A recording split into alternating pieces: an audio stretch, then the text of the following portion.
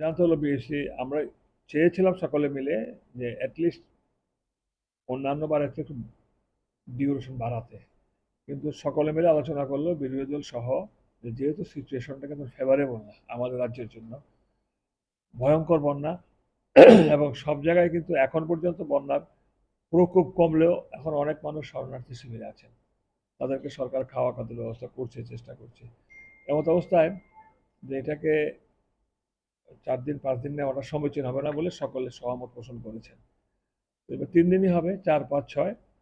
এর মধ্যে very first day অর্থাৎ প্রথম দিনেই এটা বন্যার উপরে ন্যাচারাল ক্যালামিটিস, বন্যা কিংবা ল্যান্ডস্লাইড সব কিছুর উপরে একটা আলোচনা হবে, বিশেষ আলোচনা হবে প্রথম দিনই এটা।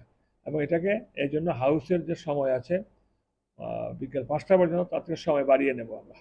এটা 2-2.5 ঘন্টা হবে, সব প্রয়োজন 3 ঘন্টা হতে পারে, মেনলি বন্যাকে কেন্দ্র করে। 3 দিন হবে, 4, 5, 6। আসবে আসবে কিছু কিছু বিল আসবে। হ্যাঁ, কোশ্চেন আনসার থাকবে, তো আছি সব সিদ্ধভাবে। বিল থাকবে, তারপরে ওই যে আমাদের যে ইয়েগুলো আসে রেফারেন্স, কলিং অ্যাটেনশন, এগুলো আসবে। আর এগুলো পরে এগুলো আসবে, কত নেবো বলেনি, কটা বিল আসবে। না না না না, এটা হাউসে জানতে পারবেন। হ্যাঁ, আমি বলছি আপনাদের, কিন্তু কি কি বিল আসবে বলবো না, কটা বিল আসছে বলবো। আপনারা হয়তো জেনেও গেছেন কিংবা জানবেন।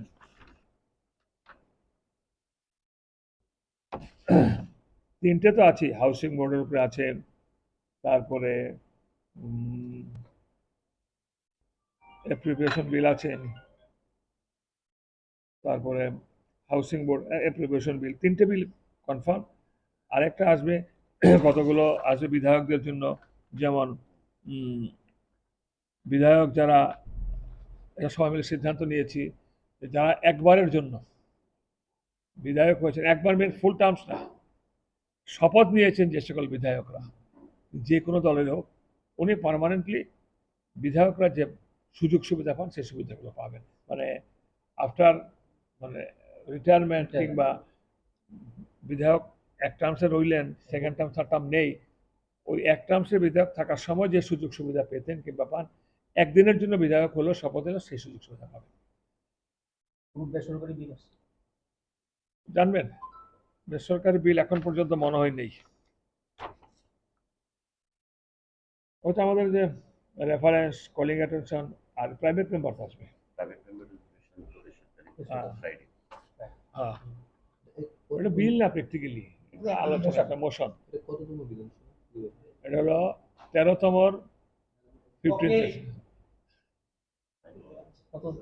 13তম বিধানসভার 15তম অধিবেশন, না 15তম বিধানসভার 13তম অধিবেশন হলো নাকি, চতুর্থ না?